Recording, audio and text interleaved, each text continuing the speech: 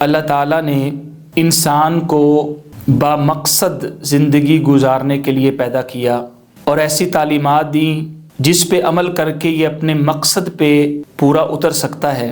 زندگی اور یہ ایام اللہ رب العالمین کی بہت بڑی نعمت ہے، اور اس نعمت کا شکر اس وقت ادا ہوگا جب ہم اللہ کی دی ہوئی اس نعمت کو بامقصد طریقے سے حاصل کریں گے اور بامقصد طریقے سے زندگی کو گزاریں گے۔ حضرات محترم، اگر ہم اپنے معاشرے پہ غور کریں تو ہمارے گرد و نواح بہت ساری ایسی چیزیں معلوم ہوں گی جسے دیکھ کر انسان یہ سوچتا ہے کہ جس مقصد کے لیے اللہ تعالیٰ نے انسان کو دنیا پہ بھیجا، بنایا، اس مقصد سے انسان بہت ہٹ چکا ہے۔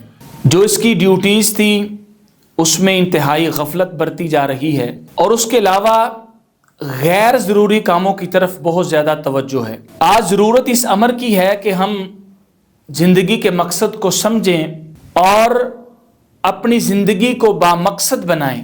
ہماری زندگی میں جتنے بھی غیر ضروری کام ہیں، غیر ضروری اعمال ہیں، غیر ضروری امور ہیں، چاہے وہ اقوال کی صورت میں ہوں، چاہے وہ ہمارے اعمال کی صورت میں ہو، نظریات کی صورت میں ہو، ہم ان ساری غیر ضروری چیزوں کو اپنی زندگی سے نکال دیں، پھر ہم ایک بامقصد زندگی گزار سکیں گے۔ جب ہم قرآن کریم پہ غور کرتے ہیں تو ہمیں یہ بات معلوم ہوتی ہے کہ اللہ رب العالمین نے اپنے بندوں کو بامقصد زندگی گزارنے کا حکم دیا، اور بے مقصد جتنے بھی امور ہیں ان سے اجتناب کرنے اور دور رہنے کا حکم دیا۔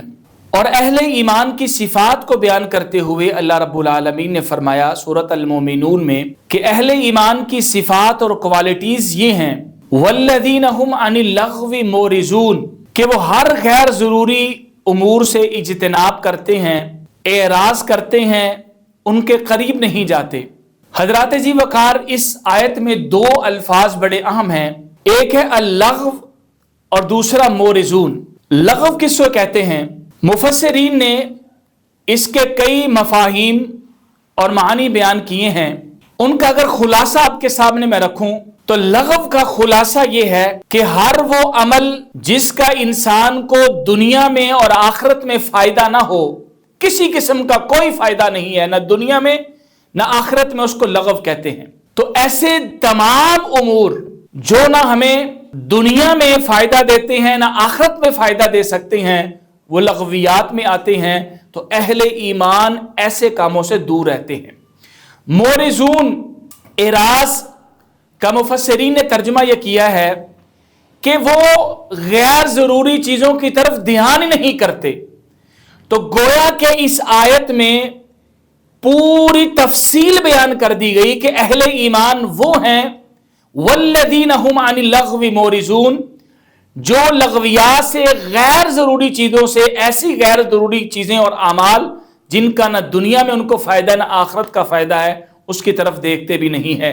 لہٰذا ہمیں چاہیے کہ ہم اپنی زندگی سے ایسے تمام غیر ضروری اعمال کو نکال دیں تاکہ ہم اللہ رب العالمین کی دی ہوئی اس زندگی کو بامقصد گزار سکیں۔ ایک حدیث میں نبی کریم صلی اللہ علیہ وسلم نے اس کی وضاحت فرمائی۔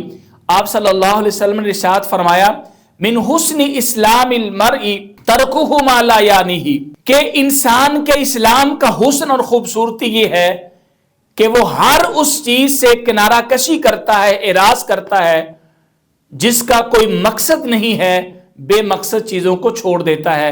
یہ نبی کریم صلی اللہ علیہ وسلم کی یہ حدیث مبارکہ اس آیت کی پوری تائید کر رہی ہے۔ لہٰذا ہمیں اپنی زندگی سے وہ تمام اعمال، اقوال، نظریات جو غیر ضروری ہیں، جن کا دنیا اور آخرت میں کوئی فائدہ نہیں ہے، ہمیں وہ اپنی زندگی سے نکال دینی چاہیے۔ اللہ رب العالمین ہمیں ان صفات کو اپنانے کی توفیق عطا فرمائے۔ اقول قولی ھذا استغفر اللہ لی ولکم ولسائر المؤمنین واستغفروہ انہ ھو الغفور الرحیم۔